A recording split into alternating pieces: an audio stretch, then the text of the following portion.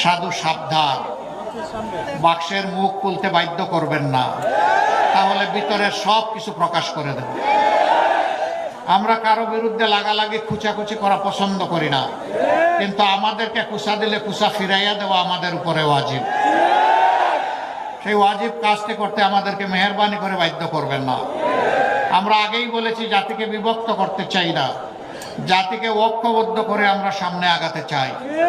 এই জন্য আমরা 3টা শর্ত মাত্র দিয়েছি। এই শর্ত আমাদের রাজনৈতিক সাংগঠনিক শর্ত নয়, এটি বাংলাদেশের জনগণের শর্ত। আমরা বলেছি, আগামী সরকার যদি আল্লাহ তাআলা আমাদেরকে গঠন করার তৌফিক দেন, আমরা সবাইকে নিয়ে সরকার গঠন করতে চাইব।